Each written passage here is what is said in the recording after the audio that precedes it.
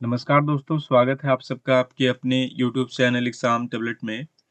दोस्तों, झारखंड में एएनएम और जीएनएम के जो एंट्रेंस एग्ज़ामिनेशन इस साल 2025 में होने वाले हैं, तो उसके प्रिपरेशन से रिलेटेड यहाँ पे हम लोग केमिस्ट्री के एक इम्पॉर्टेंट चैप्टर रासायनिक अभिक्रियाएँ एवं समीकरण के कुछ इम्पॉर्टेंट क्वेश्चंस को इस वीडियो में देखेंगे। दोस्तों, ये वीडियो एएनएम और जीएनएम के दोनों के एंट्रेंस एग्ज़ामिनेशन के लिए इम्पॉर्टेंट है। तो जो भी वीडियो दोनों के लिए इम्पोर्टेंट होगा, उसमें मैं पहले ही बोल दूँगा कि ये दोनों के लिए इम्पोर्टेंट है।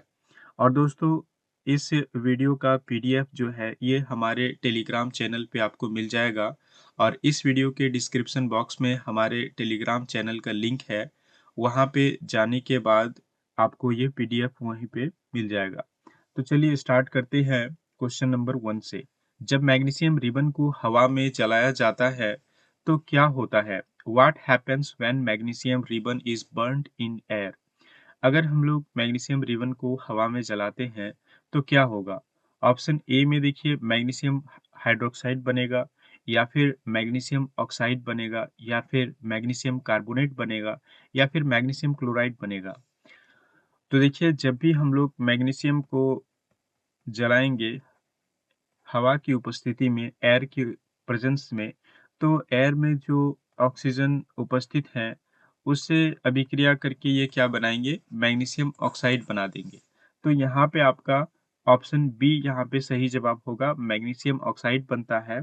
और साथ ही साथ ये जो अभिक्रिया है, ये ऊष्माक्षेपी अभिक्रिया है, मतलब इस अभिक्रिया में ऊष्मा निकलती है और साथ ही साथ क्या होता है, एक चमकदार सफ़ेद लौ भी बनती है।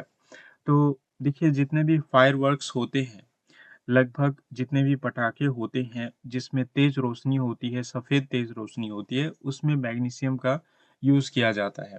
और जब वो पटाखे फूटते हैं तो ऑक्सीजन से अभिक्रिया करके क्या करते हैं, एक चमकदार सफ़ेद लौ बनाते हैं। तो यहाँ पे जब भी आप मैग्नीशियम रिबन को जलाएँगे हवा में, तो क्या होगा? मैग्नीशियम ऑक्साइड बनेगा। ऑप्शन बी आपका यहाँ पे सही जवाब है। चलिए उसके बाद जो नेक्स्ट यहाँ पे क्वेश्चन है, इसमें क्या पूछ रहा है कि निम्नलिखित में से कौन-सा रासायनिक अभिक्रिया का संकेत है? Which of the following is a sign of a chemical reaction? Option A में है अवस्था में परिवर्तन, चेंज इन स्टेट, या फिर रंग में परिवर्तन, चेंज इन कलर, या फिर ऑप्शन सी में हो गया गैस का उत्सर्जन, इवोल्यूशन ऑफ गैस, या फिर उपरोक्त सभी। तो इसका जो सही जवाब है, ये है उपरोक्त सभी। देखिए, जब भी कोई रासायनिक अभिक्रिया होती है तो उसमें क्या होता है, उसमें परमानेंट चेंज आता है और उस ड्यूरेशन में अवस्था में परिवर्तन भी हो सकता है, रंग में भी परिवर्तन हो सकता है, गैसों का भी उत्सर्जन हो सकता है। तो इसलिए यहाँ पे आपका ऑप्शन डी यहाँ पे सही जवाब है। चलिए उसके बाद जो नेक्स्ट आपके यहाँ पे क्वेश्चन है, इसमें क्या पूछ रहा है कि जब जिंक तनु सल्फ्यूरिक अम्ल के साथ अभिक्रिया करता है तो क्या उत्पाद बनाता है? यानी जिंक अगर तनु सल्फ्यूरिक अम्ल से अभिक्रिया करेगा, what is the product formed when zinc reacts with dilute sulphuric acid? तो जब जिंक डाइल्यूट सल्फ्यूरिक एसिड से अभिक्रिया करेगा तो क्या बनाएगा? तो ये देखिए, ऑप्शन में आपको क्या दिया हुआ है, जिंक ऑक्साइड और हाइड्रोजन गैस, या फिर जिंक सल्फेट और हाइड्रोजन गैस, या फिर जिंक क्लोराइड और पानी, या फिर जिंक कार्बोनेट और कार्बन डाइऑक्साइड। तो इसका जो सही जवाब है, जब आपका जिंक, आपका तनु सल्फ्यूरिक अम्ल जो होता है H2SO4, इससे जब अभिक्रिया करेगा तो क्या बनाएगा, ये यहाँ पे जिंक सल्फेट बनाएगा और फिर क्या बनाएगा, हाइड्रोजन गैस ये रिलीज करेगा। तो यहाँ पे देखिए, ये किस ऑप्शन में है? ऑप्शन बी में है, जिंक सल्फेट और हाइड्रोजन गैस यहाँ पे आपका रिलीज होगा। तो ऑप्शन बी आपका सही जवाब है कि जब भी जिंक डाइल्यूटेड आपका सल्फ्यूरिक एसिड के साथ अभिक्रिया करेगा तो जिंक सल्फेट और हाइड्रोजन गैस बनाएगा। चलिए उसके बाद जो नेक्स्ट आपके यहाँ पे क्वेश्चन है, इसमें क्या पूछा गया है? देखिए, लेड नाइट्रेट और पोटेशियम आयोडाइड के बीच अभिक्रिया का संतुलित रासायनिक समीकरण क्या है? तो देखिए यहाँ पे आपके जो है यहाँ पे रासायनिक समीकरण दिए हुए हैं लेड नाइट्रेट और पोटेशियम जो ऑक्साइड है उसके, और इसमें पूछा गया है कि आपका कौन-सा अभिक्रिया संतुलित है। तो देखिए, जब भी हम लोग देखेंगे कि अभिक्रिया संतुलित है या नहीं है, तो उसमें हम लोग ये देखते हैं कि जो आपके लेफ्ट हैंड साइड दिए हुए हैं और जो आपको राइट हैंड साइड दिए हुए हैं, अ, तो ये दोनों तरफ में आपके जो परमाणु की संख्या है, जितने जो भी यहाँ पे एलिमेंट हैं, उसके क्या होने चाहिए, परमाणु की संख्या बराबर होनी चाहिए। तो आप यहाँ पे देख लीजिए कि किसमें आपका यहाँ पे बराबर है। देखिए, यहाँ पे लेड एक ही है, यहाँ पे भी एक है, और NO3 और होल 2 यहाँ पे है। लेकिन देखिए यहाँ पे NO3 है सिर्फ़, और यहाँ पे देखिए ऑक्सीजन नाइट्रोजन के 2 है इस साइड में, लेफ्ट साइड में, और ऑक्सीजन के 6 है, जबकि इधर नहीं है, तो ये नहीं होगा। यहाँ पे आप देखिए सेकंड में, मतलब बी नंबर ऑप्शन में, तो यहाँ पे भी आपका एक लेड है और यहाँ पे भी एक लेड मौजूद है। और यहाँ पे देखिए आपके जो नाइट्रोजन है, ये आपके 2 हैं और ऑक्सीजन कितने हैं? 6 हैं। तो यहाँ पे भी देखिए आपके नाइट्रोजन कितने हैं? ये 2 हैं, और न यहाँ पे देखिए ऑक्सीजन कितने हैं? O3 इंटू क्या हो जाएगा? 3 इंटू 2 हो जाएगा, क्या हो जाएगा? 6। तो ये आपका क्या है? इक्वेशन यहाँ पे संतुलित है। यहाँ पे लेफ्ट हैंड साइड में और आपके राइट हैंड साइड में, दोनों साइड में क्या है? ये परमाणु की संख्या जो है ये बराबर है। यहाँ पे देखिए पोटेशियम 2 है और आयोडीन भी 2 है, और यहाँ पे भी देखिए पोटेशियम आपको 2 है और आयोडीन भी यहाँ पे 2 है। तो आपका ऑप्शन बी यहाँ पे सही जवाब होगा। देखिए, जब भी आप चेक करेंगे कि अभिक्रिया जो हुई है, उसमें संतुलित रासायनिक समीकरण है या नहीं है। तो रासायनिक समीकरण संतुलित होने के लिए आपको क्या देखना पड़ेगा कि दोनों साइड जो परमाणु की संख्या होनी चाहिए एलिमेंट्स की, वो बराबर होनी चाहिए। चलिए, उसके बाद जो नेक्स्ट आपके यहाँ पे क्वेश्चन है, इसमें क्या पूछा गया है कि रासायनिक समीकरण को संतुलित करते समय कौन-सा नियम लागू होता है? Which law is followed wheel balancing a chemical equation? तो देखिए, जब भी आप किसी भी रासायनिक समीकरण को बैलेंस करते हैं, संतुलित करते हैं, तो आप कौन-सा नियम को लेकर चलते हैं? ऑप्शन ए में हो गया ऊर्जा के संरक्षण का नियम, law of conservation of energy, या फिर ऑप्शन बी में हो गया द्रव्यमान के संरक्षण का नियम, law of conservation of mass, या फिर ऑप्शन सी में हो गया स्थिर अनुपात का नियम, लॉ ऑफ कांस्टेंट प्रोपोर्शंस, या फिर ऑप्शन डी में हो गया एवोगाद्रो का नियम, एवोगाद्रो का लॉ। तो दोस्तों यहाँ पे जो सही जवाब है, ये है आपका द्रव्यमान संरक्षण के नियम। इस नियम को फॉलो करते हुए क्या करते हैं, हम लोग किसी भी जो अभिक्रिया है, जब भी जो भी रासायनिक अभिक्रिया हुई है, किसी समीकरण को संतुलित करने के लिए हम लोग क्या करते हैं, द्रव्यमान के जो संरक्षण के नियम हैं, इसी नियम को लेकर चलते हैं। और इसमें इस जो द्रव्यमान का संरक्षण का नियम है, ये कहता है कि जब भी कोई रासायनिक अभिक्रिया होती है, तो उसमें ना ही कोई द्रव्यमान बनता है और ना ही नष्ट होता है। तो इसलिए क्या है कि जो दोनों और जो आपके यहाँ पे एलिमेंट्स मौजूद होंगे, उसमें तत्वों के जो परमाणु संख्या होंगी, वो क्या होगी? वो बराबर होगी। किसी भी रासायनिक समीकरण को संतुलित करते वक़्त हम लोग क्या करेंगे? द्रव्यमान संरक्षण के जो नियम हैं, इसी को फ़ॉलो करेंगे। तो यहाँ पे आपका ऑप्शन बी यहाँ पे सही जवाब है। चलिए, उसके बाद जो नेक्स्ट आपके यहाँ पे क्वेश्चन है, इसमें क्या पूछा गया है कि अभिक्रिया में पानी की भौतिक अवस्था क्या है? देखिए, यहाँ पे एक अभिक्रिया दिया हुआ है, और इस अभिक्रिया में बोल रहा है पानी की जो भौतिक अवस्था है, वो क्या है? तो यहाँ पे देखिए, आप यहाँ पे देख सकते हैं पानी यहाँ पे देखिए H2O है, और H2O के साइड में यहाँ पे आपको क्या दिखाई दे रहा है? जी लिखा हुआ दिखाई दे रहा है। इसका मतलब होता है गैस। तो यहाँ पे जो पानी का भौतिक अवस्था है, मतलब पानी किस रूप में इस अभिक्रिया में भाग ले रहा है, तो गैस ही रूप में ले रहा है। अगर यहाँ पे देखिए एक्वस रहता तो ये क्या होता? जलीय होता है।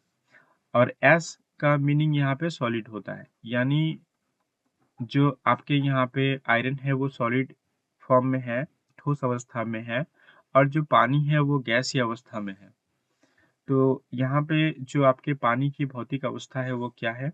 वो आपका गैस है।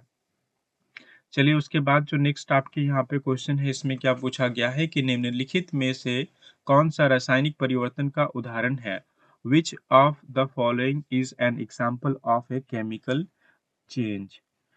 तो दोस्तों देखिए, आपके ऑप्शन यहाँ पे दिए हुए हैं, बर्फ का पिघलना, मेल्टिंग ऑफ आइस, या फिर ऑप्शन बी में है पानी का उबलना, बॉइलिंग ऑफ वाटर, या फिर ऑप्शन सी में है अंगूर का किण्वन, फर्मेंटेशन ऑफ ग्रेप्स, या फिर ऑप्शन डी में है पानी में चीनी का घुलना, डिसॉल्विंग शुगर इन वाटर।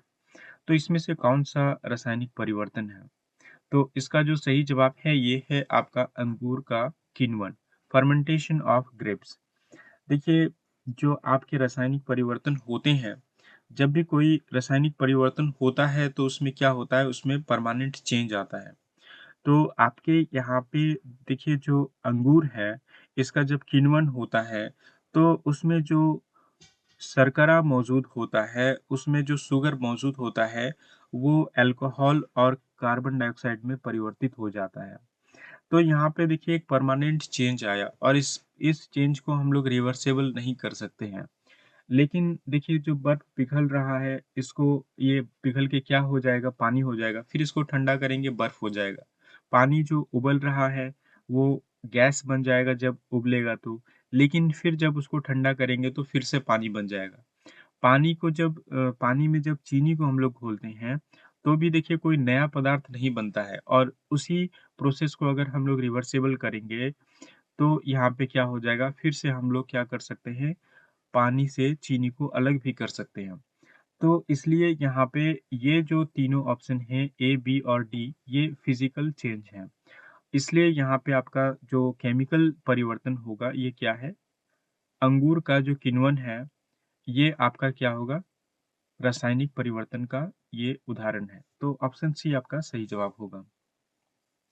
चलिए उसके बाद जो नेक्स्ट आपके यहाँ पे क्वेश्चन है 8वें नंबर पे, कि जिंक और हाइड्रोक्लोरिक अम्ल के बीच अभिक्रिया का शाब्दिक समीकरण क्या है? जिंक और हाइड्रोक्लोरिक अम्ल जब भी अभिक्रिया करेंगे तो क्या बनाएंगे? देखिए, जिंक और जब HCl अभिक्रिया करेंगे तो क्या बनाएंगे?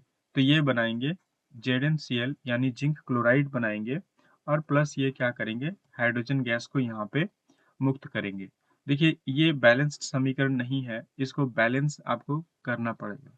तो इसके लिए देखिए क्या करते हैं, कैसे समीकरण को बैलेंस करते हैं। देखिए, यहाँ पे इस साइड में आपके 2 हाइड्रोजन है, और इधर में लेफ्ट साइड में कितने हैं? एक ही है। तो यहाँ पे हम लोग 2 लगा देंगे। तो अगर 2 यहाँ पे लगा दिए तो देखिए क्लोरीन कितने हो गए? 2 हो गए, जबकि इधर 1 ही है। तो यहाँ पे फिर से हम लोग 2 लगाएँगे। तो देखिए जिंक अब इधर 2 हो गया, तो यहाँ पे भी जिंक से पहले हम लोग क्या लिख सकते हैं? 2 लिख सकते हैं। तो ये अब एक तरीके से ये संतुलित यहाँ पे समीकरण हो गए। तो देखिए, जिंक और हाइड्रोक्लोरिक अम्ल जब भी अभिक्रिया करेंगे तो क्या बनाएंगे? ये आपके जिंक क्लोराइड बनाएंगे, जिंक क्लोराइड बनाएंगे, और फिर क्या बनाएंगे, और आपके यहाँ पे हाइड्रोजन गैस क्या होगा, रिलीज होगा। तो देखिए ये कहाँ पे है? जिंक और हाइड्रोक्लोरिक अम्ल, जिंक क्लोराइड और हाइड्रोजन। तो ऑप्शन ए आपका यहाँ पे सही जवाब है। चलिए उसके बाद जो नेक्स्ट आपके यहाँ पे क्वेश्चन है, इसमें क्या पूछा गया है? यहाँ पे 90 नंबर का जो ऑप्शन क्वेश्चन है, इसमें क्या पूछा गया है कि अभिक्रिया जो आयरन और H2O के बीच में हो रही है, Fe3O4 बन रहा है, आयरन ऑक्साइड बन रहा है, और साथ ही साथ हाइड्रोजन गैस यहाँ पे क्या हो रहा है, रिलीज हो रहा है। बोल रहा है कि इसका संतुलित रासायनिक समीकरण क्या है? तो देखिए यहाँ पे आपके रासायनिक समीकरण दिए हुए हैं, और इसको आप संतुलित कीजिए, और यहाँ पे कमेंट में इसका जवाब दीजिए कि कौन सा यहाँ पे ऑप्शन सही जवाब है 90 नंबर क्वेश्चन का। क्योंकि यहाँ पे मैंने एक यहाँ पे आपको एग्जांपल दिखा दिया कि कैसे आप यहाँ पे किसी भी जो केमिकल इक्वेशन है उसको कैसे संतुलित करेंगे। तो ये 90 नंबर का जो क्वेश्चन है, इसका आंसर आप क्या करेंगे, कमेंट में जवाब देंगे। चलिए उसके बाद जो नेक्स्ट आपके यहाँ पे क्वेश्चन है, इसका इसमें क्या पूछा जा रहा है कि निम्नलिखित में से कौन-सा रासायनिक परिवर्तन नहीं है? तो रासायनिक परिवर्तन कौन-सा नहीं है? देखिए, लोहे में जंग लगना, क्या इसको हम लोग रिवर्सिबल कर सकते हैं? नहीं कर सकते हैं। लकड़ी का जलना, इसको भी हम लोग रिवर्स नहीं कर सकते हैं। मोम का पिघलना, मेल्टिंग ऑफ वैक्स, तो देखिए इसको हम लोग रिवर्सिबल कर सकते हैं क्या? तो देखिए जो भी बचे हुए मोम रहेंगे, उसको हम लोग फिर से जो गले हुए मोम रहेंगे, जो जलने के दौरान जो भी बचेंगे, तो उसको हम लोग फिर से मोम बना सकते हैं। लेकिन देखिए, और आपके ऑप्शन डी में है भोजन का पाचन, इसको हम लोग रिवर्स नहीं कर सकते हैं। हर एक यहाँ पे जो आपके लोहे में जंग लगता है तो आयरन क्या हो जाता है? आयरन ऑक्साइड हो जाता है, एक नया पदार्थ बन जाता है। लकड़ी जब जलती है तो ये आपके यहाँ पे कार्बन में बदल जाती है, और फिर भोजन का जब पाचन होता है तो ये फिर क्या होते हैं, और भी जो छोटे एलिमेंट्स हैं उसमें, कंपाउंड्स है उसमें टूट जाते हैं। तो यहाँ पे मोम का पिघलना जो है ये आपका एक रासायनिक परिवर्तन यहाँ पे नहीं है। क्योंकि जो भी बचे हुए मोम रहेंगे, उसको हम लोग रिवर्सिबल फिर से कर सकते हैं और मोम बना सकते हैं, और मोम जब पिघलता है तो कोई नया पदार्थ यहाँ पे नहीं बनता है। तो दोस्तों, वीडियो को अंत तक देखने के लिए बहुत-बहुत धन्यवाद, और वीडियो को लाइक करें, शेयर करें, और अगर आप हमारे इस चैनल में नए व्यूअर हैं तो हमारे इस चैनल को ज़रूर सब्सक्राइब कर लीजिए और बेल आइकन को भी प्रेस कर लीजिए, ताकि मैं जब भी वीडियो अपलोड करूँ तो सबसे पहले इसका नोटिफ़िकेशन आपको मिल पाए।